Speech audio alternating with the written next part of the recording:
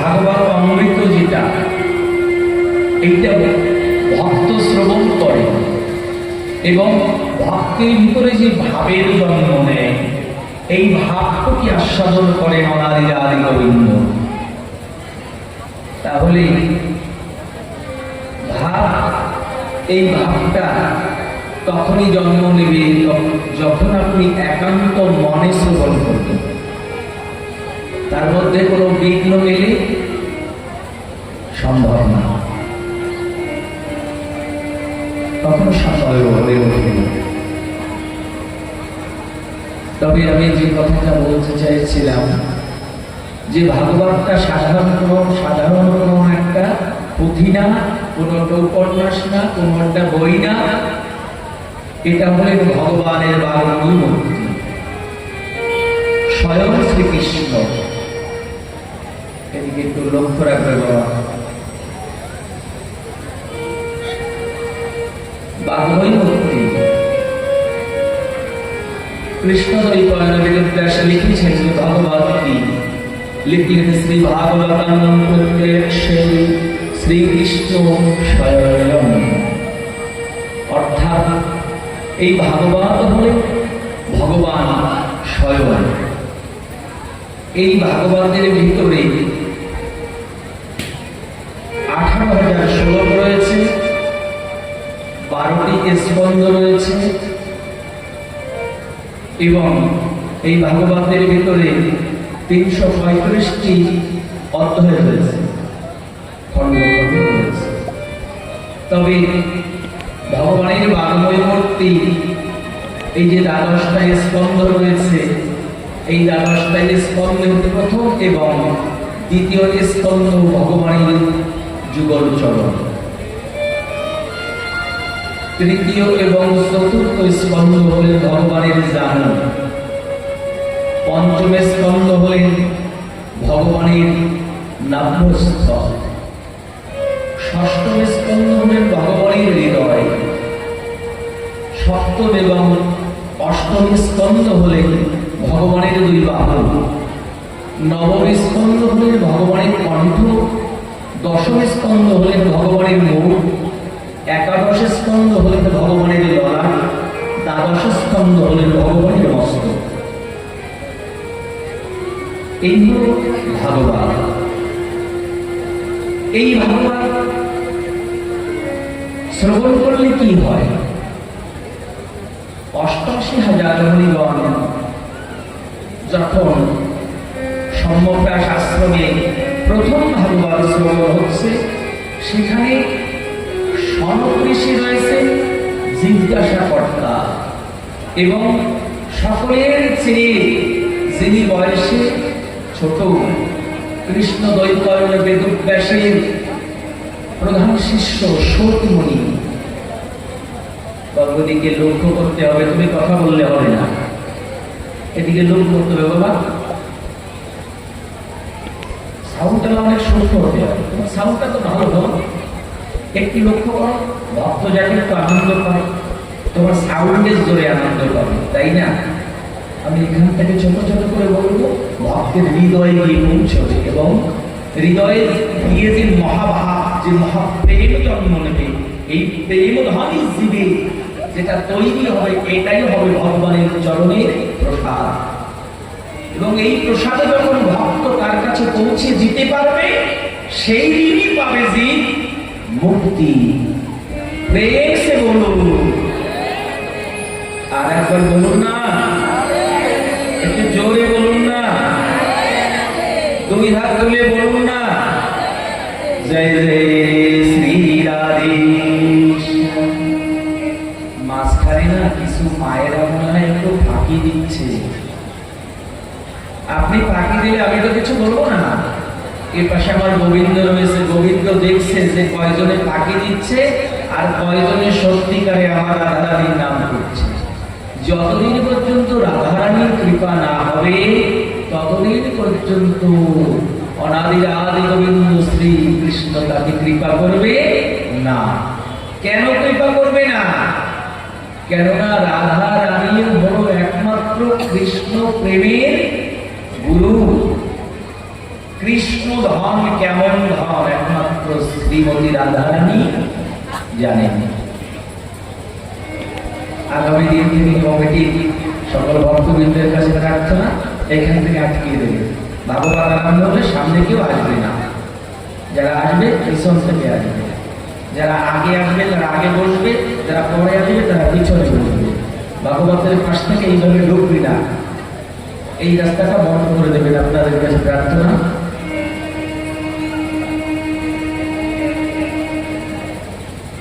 তাহলে এই ভাগবত শুনবো কেন? এই ভাগবত শুনলে কি হয়, কেন শুনবো? এই ভাগবত শুনে কার কতটুকু লাভ হয়েছে, তাই না? লাভ না হলে শুনবো কেন? আপনি এখানে যে বসে আছেন, আপনার লাভ না হলে আপনি বসে আছেন? লাভের জন্য তো বসে আছেন নাকি? এখানে বিনা লাভে কেউ বসে নেই, যারা যারা লাভের জন্য বসে আছে। রাধে রাধে।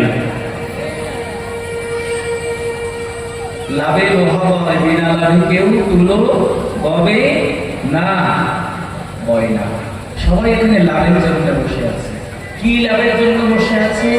মুক্তির জন্য বসে আছে, মুক্তি।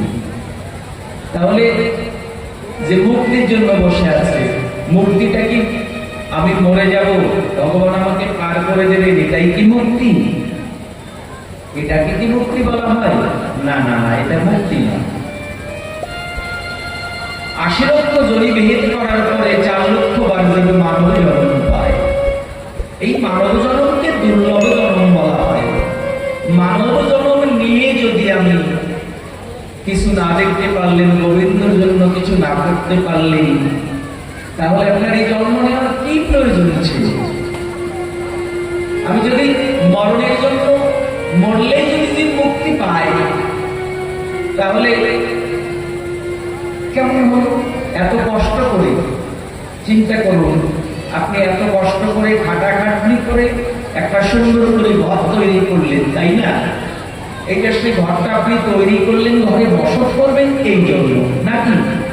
এইবার যদি ঘরটা তৈরি করতে করতে আপনি মরে যান, তাহলে আপনার আশা থাকবে না যে ঘরটা তৈরি করলেন, এত কষ্ট করে থাকতে পারলেন না। তাহলে অন্তত আপনি ভূত হয়েও যদি 10 দিন ওই ঘরে থাকতে আপনি থাকবেন কেন? আপনার লোভ, লালসা, মোহ এই ঘরের প্রতি রয়েছে, তাই না? তাহলে এত সুন্দর দুর্লভ জন্ম মানব দেহ পেলেন, এই মানব দেহ পেয়ে, দুর্লভ জন্ম পেয়ে আপনি কি অত সহজে মরতে চান? কেউ মরতে চায়? যার 100 বছর বয়স হয়ে গেছে, 2 লাঠি দিয়ে ভর দিয়ে চলছে, তার কাছে জিজ্ঞাসা করবেন কাকা আপনি মরতে চান? বলবে না না না, আরো 2 দিন বাঁচতে চাই। তাহলে 2 দিন দিয়ে বাঁচতে চাই, তাহলে ভাগবত শুনলে যদি মুক্তি পায়, কোন মুক্তি পায়? আমার কথার প্রসঙ্গটা এখানে ছিল, কোন মুক্তি পায়? ত্রিতাপ জ্বালা থেকে যে মুক্তি পায়। যতদিন পর্যন্ত আপনি সংসারের জ্বালা থেকে মুক্তি না পাবেন, ততদিন পর্যন্ত কৃষ্ণ পদে দেহ মন অর্পণ করা যাবে না। আধ্যাত্মিক, আদিদৈবিক, আদিভৌতিক এই ত্রিতাপ জ্বালা থেকে যে মুক্তি পাওয়ার জন্য এই ভাগবত কথা শ্রবণ করে, কৃষ্ণ নাম হরিনাম শ্রবণ করে, সংসারের সবাইকে নিয়ে সুন্দরভাবে এই দুর্লভ জন্ম কাটাবার জন্যই কৃষ্ণ নাম হরিনাম করে। কৃষ্ণ নাম হরিনাম এই জন্য করে না যে আমি শীঘ্রই করে মরে যাব, না না না না, এই তো ভুল। মুক্তি, মুক্তি তুমি চাবে কেন? তোমার জন্য বিমান আসবে, তাই না? তুমি যদি ভালো চাষি হও, তোমার জমিতে যদি ভালো ফসল জন্ম নেয়, তাহলে মহাজন তোমাকে বের করে নেবে যে অমুক চাষির ঘরে ভালো ধন রয়েছে, আমি ওই ধন কিনতে চাই।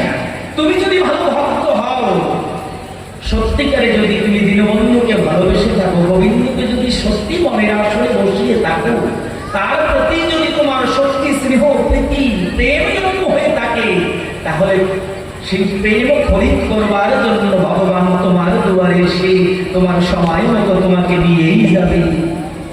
জয় জয় শ্রী রাধে শ্যাম। জীব এই মুক্তি চায়, মরণের মুক্তি চায় না। তিনটে জ্বালা থেকে জীব মুক্তি চায়। দেখুন এখানে কত ভক্ত বসে রয়েছে, কেউ বলতে পারবে না যে তার শরীরের মধ্যে কোনো ব্যাধি নেই মহারাজ। তাহলে এইটা কি? এই ব্যাধিটা তার আধ্যাত্মিক যন্ত্রণা, দৈব কর্তৃক। আপনি কোথায় হেঁটে যাচ্ছেন, হঠাৎ করে আপনার মাথার উপরে বাস পড়লো দৈব যোগে। যদি একটু মেঘ বেশি হয়, একজন আরেকজনকে ডেকে বলে এই সবাই এক জায়গায় ওইদিকে গুরুম গুরুম করছে, তাই না? বাস করতে পারে, সবাই এক জায়গায় এসে কৃষ্ণ নাম হরিনাম করে করতে হয়, তাই না? তাহলে দৈবযোগ করতে দৈবিক একে বলা হয়। ভৌতিক ভূত করতে যে কোনো সময় তোমার জ্বর হতে পারে, যে কোনো সময় তোমার ঘোড়া হতে পারে, যে কোনো সময় তোমার সুগারে চাপ দিতে পারে। তোমার ডাক্তার বলছে তোমার কোনো রোগ নেই, কিন্তু হঠাৎ করে প্রেশার চাপ দিয়েছে।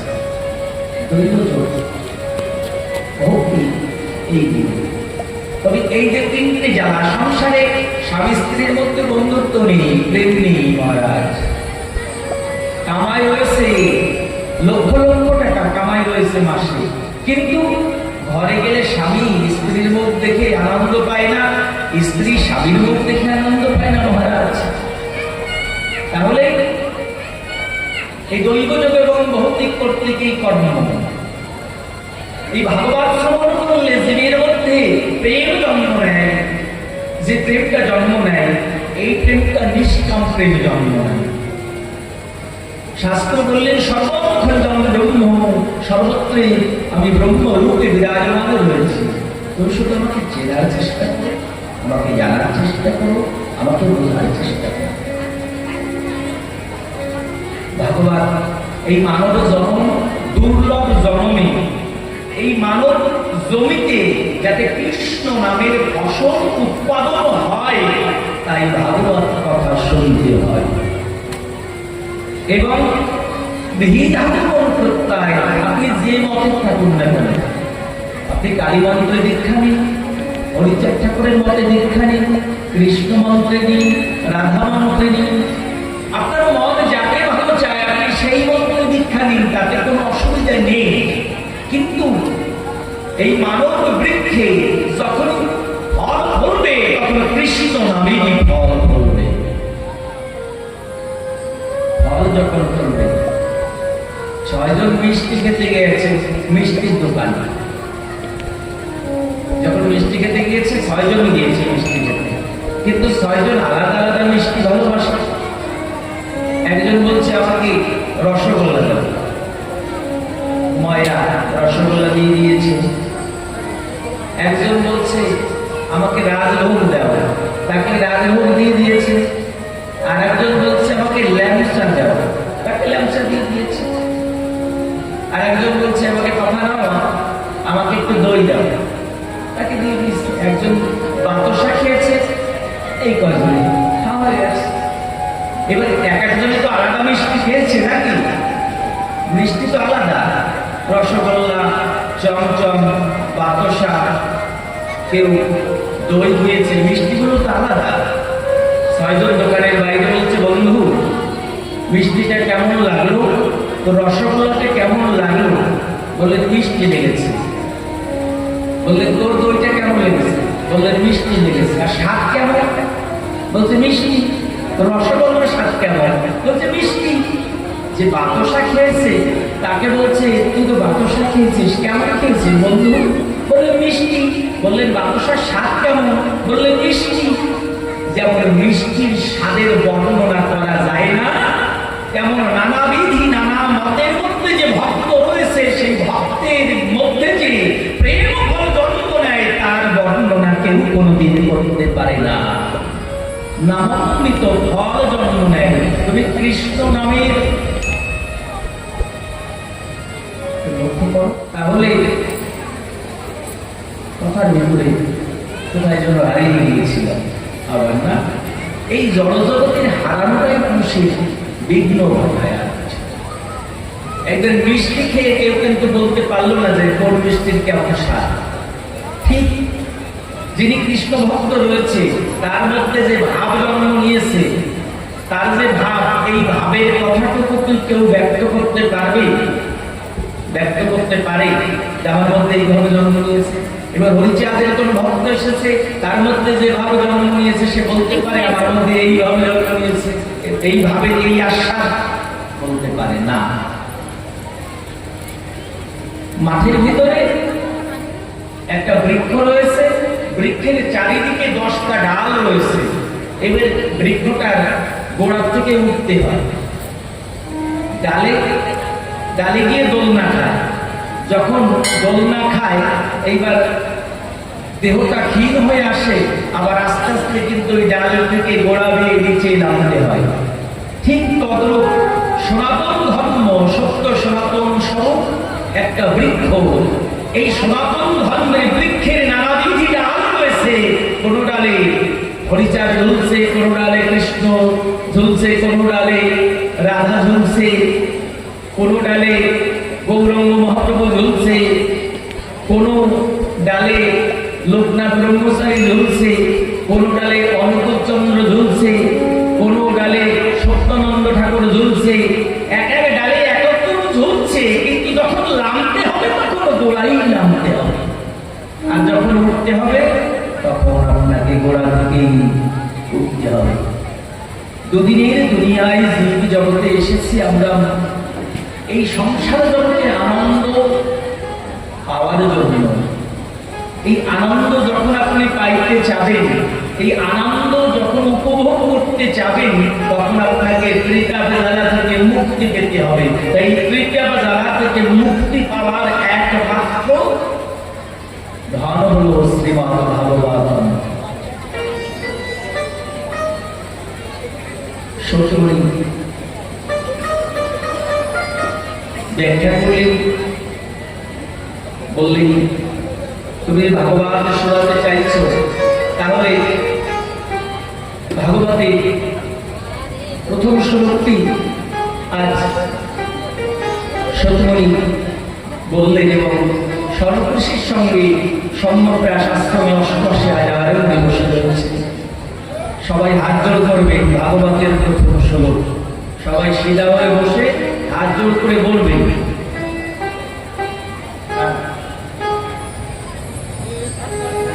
বসো বসো বসো।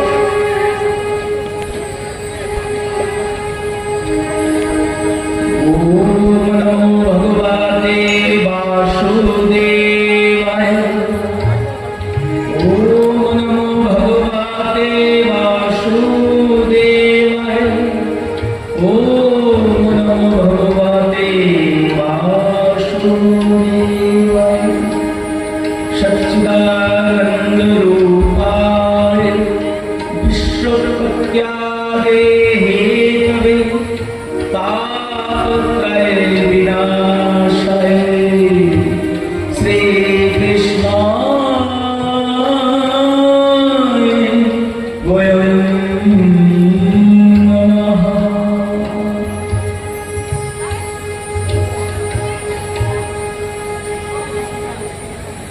যে কথাটা বলেছিলাম, তাপত্রয় অর্থাৎ এই তিনটে জ্বালা থেকে পরিত্রাণ পেতে সৎ, শীত এবং আনন্দ। সৎ শব্দের হল অর্থ হল সত্য, শীত শব্দের অর্থ হল উজ্জ্বল এবং আলো। আনন্দ, আনন্দ স্বরূপ যার মধ্যে কোনো দুঃখ, কোনো কষ্ট, কোনো জ্বালা, কোনো যন্ত্রণা যার ভিতরে প্রবেশ করতে পারে না, এবং যার ভিতরে এই জ্বালা বাধা রয়েছে তার আজ্ঞা বাধা, হয়ে রয়েছে, সেইটাই হলো আনন্দ। এটাই হলো আনন্দ। এই আনন্দ, আনন্দ যে শব্দটা, আনন্দ, এই আনন্দ শব্দ শব্দের উপরে ভগবান রয়েছে উজ্জ্বল। তার আলোতে সূর্য, চন্দ্র, গ্রহতারা, দিকপাল সকলে আলোকিত রয়েছে। তার আলোতে আপনি দেখছেন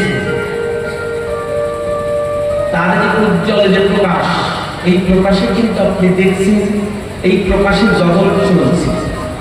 জগতের অনন্ত কোটি ব্রহ্মাণ্ডের অনন্ত জীব জন্তু তারা রয়েছে এবং তার ইশারায় তারা চলছে। সর্বশেষে বললেন এই যে ভাগবত কথা শ্রবণ করে কার জীবনে কি উন্নতি হয়েছে।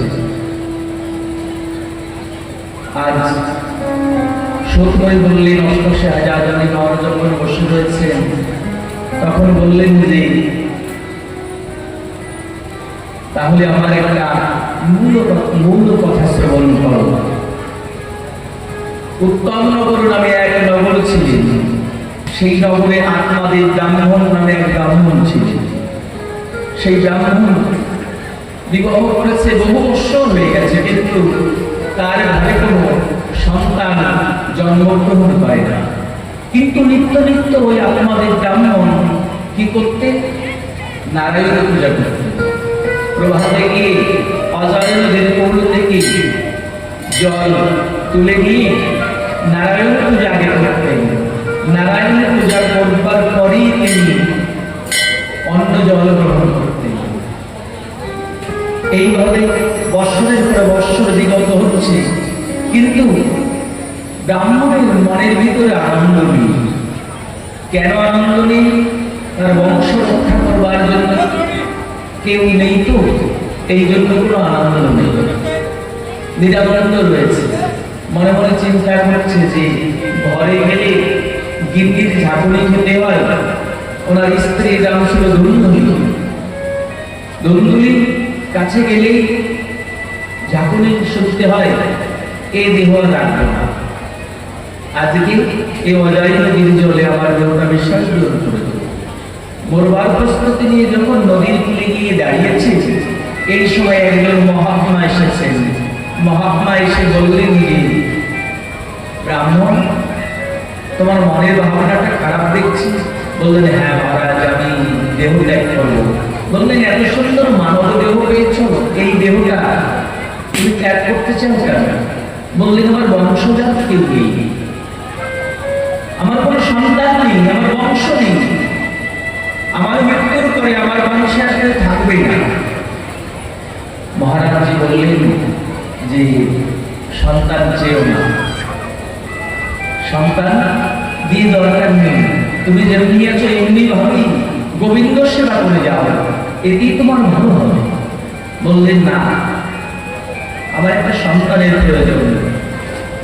যখন সাধুটাকে বহুভাবে বোঝাবার জন্য চেষ্টা করলেন, কিন্তু কোনো কথা শুনলেন না। বললেন, না, আমি সন্তানই চাই। বললেন, তাই সন্তান চাও? তাহলে সন্তান যদি চাও, সাধু বেগের ভেতরের থেকে, ঝোলার ভেতরের থেকে একটা ফল বের করে ব্রাহ্মণের হাতে দিয়েছে, এইটি নিয়ে যাও। এইটি নিয়ে গিয়ে তোমার স্ত্রীকে খেতে বলবে, এবং এই ফলের দ্বারা যে সন্তান জন্ম হবে ধর্ম পরায়ণ হবে। যাও। ব্রাহ্মণ ঠাকুর একটা ফল নিয়ে গিয়ে স্ত্রী ধুন্দুলিকে বলছে, ধুন্দুলি, কথা নেব, আমি এক সাধকের কাছ থেকে ফলটা এনেছি, ফলটা তুমি খাও। এই ফল পেলে কি হবে? বললেন, এই ফলটা যদি তুমি খাও, তাহলে তোমার গর্ভে যে সন্তান জন্মগ্রহণ করবে সে কৃষ্ণ ভক্ত হবে। কিন্তু ধুন্দুলি মনে মনে চিন্তা করলেন, ব্রাহ্মণ কোথা থেকে কারেটো ফল না কি ফল এনে দিয়েছে, এই ফল আমি কিসের জন্য খাবো? আমার প্রয়োজনই নেই। ওই আপনাদের ব্রাহ্মণের একটা গাভী ছিল, সেও কোনোদিন সন্তান প্রসব করেনি, বাচ্চা প্রসব করেনি। নন্দনী মনে মনে চিন্তা করলেন, তুমি একবার সরে যাও, তারপরে দেখছি ফল আমি খাবো না কাকে খাওয়াই। যখন আপনাদের ব্রাহ্মণ সরে গেলেন, ওই গাভী মাতাকে ফলটা খেতে দিলেন, নি তুই খা, কোথা থেকে এনেছে তার ঠিক নেই। এইবারে গাভী ফলটা খেয়ে নিয়েছে। যখন গাভী মাতা ফলটা খেয়ে নিয়েছে, এইবারে গাভী গর্ভবতী হয়েছে। যখন গর্ভবতী হয়েছে, ধুন্দুলির মনে ভয় এসে গেছে, যদি আমাকে বলেছিল যে এই ফলটা খেলে সন্তান হবে, তাহলে স্বামী তো এই সময় বাড়িতে নেই, সে সাধনায় চলে গেছে। বাড়িতে এসে যদি দেখে যে গাভীর গর্ভ হয়েছে আর স্ত্রীর গর্ভ হয়নি, তাহলে প্রত্যক্ষ প্রমাণ পেয়ে যাবে যে ফলটা খাইনি। তাহলে কি করা যায়? বললেন একটা বুদ্ধি করতে হবে। উনি তো বলছে যে আগামী দিন আসবে, আসার আগে আমি পেটে কিছু কাপড় পেঁচাবো, পেটের ভিতরে কিছু মহারাজ কাপড় পেঁচিয়ে কাপড় পরে আছে। আপনাদের ব্রাহ্মণ যখন ঘরে তখন আপনাদের ব্রাহ্মণ বলছে, দেখেছ সাধুর আশীর্বাদে তুমি মা হতে চলেছ। কিন্তু আসলে তো না, স্বামীর কথা তো তিনি রাখেনি। দেখো তুমিও মা হতে চলেছ, আর গাভী মাতাও মা হতে চলেছে। আমাদের ভাগ্য ভুলে গেছে। কোন জন্য ভুলেছে মহারাজ? একমাত্র সাধুর করুণায় ভুলেছে। সাধুর অসীম করুণায়, বৈষ্ণবের অসীম করুণায় একটা ফল দিয়েছে। সেই একটা ফলে তুমিও মা হতে চলেছ, আর গাভী মাতাও মা হতে চলেছে। রাধে রাধে বলুন না, জোরে বলুন না, সবাই আর একবার বলুন না, জোরে বলুন না, জয় জয় শ্রী রাধে। আমরা এত ভক্ত একাত্মত হয়েছি, এই সুন্দর নগরে বৃন্দাবনে বসে রাধারানীকে ডাকবো। মথুরার পাশে জেলা বৃন্দাবনে যে মধুর বৃন্দাবন, ওখানে শব্দ যাবে যে সুন্দর নগরের ভক্তরা আমাকে আহ্বান করছে এবং আমার প্রভুর মহানাম জ্ঞান যজ্ঞ শ্রীমদ ভাগবত হচ্ছে। শ্রীমতী রাধারানীও আসবে, এর মধ্যে আসতেও তো পারে, আসতে পারে না? যত ভক্ত বসে আছেন আপনারা সবাইকে সবাই চেনেন, বলুন সবাইকে সবাই আপনারা চেনেন? আপনারা সবাই সবাইকে কিন্তু চেনেন না, দেখেছেন? সবাই সবাইকে চেনেন, সবাই সবাইকে চেনেন না, তাই না? তাহলে অচেনা মানুষ হয়েও তো এখানে গোবিন্দ আসতে পারে, এটা মনের বিশ্বাস। সারাবলিতে লিখে দিয়েছে যে যেখানে কৃষ্ণ নাম হরিনাম হবে, শ্রীমতী রাধারানীকে সঙ্গে করে অনাদি আদি গোবিন্দ ভক্তির মাঝে এসে উদয় হবে। তাহলে কত অজানা অচেনা আমরা রয়েছি। এর মধ্যে এমনও হতে পারে সাধু মনের ভাব আস্বাদন করতে গোবিন্দ শ্রীমতী রাধারানীকে নিয়ে এই সুন্দরনগরে হয়তো এসেছে। আমার দেখার মতো চোখ নেই, তাই হয়তো দেখতে পাচ্ছি, তাই না? আমার দেখার মতো চোখ নেই, তাই হয়তো আমি দেখতে পাচ্ছি না। যদি সত্যি গোবিন্দকে ভালোবাসতেন, আমার দেখার মতো চোখ থাকতেন, তাহলে এই ভক্তের মধ্যেই সেই ভগবানকে আমি পেয়ে যেতাম। একটু পাওয়ার জন্যই জীবনে কৃষ্ণ কথা, হরি কথা, মধুর নাম শ্রবণ করতে হয়।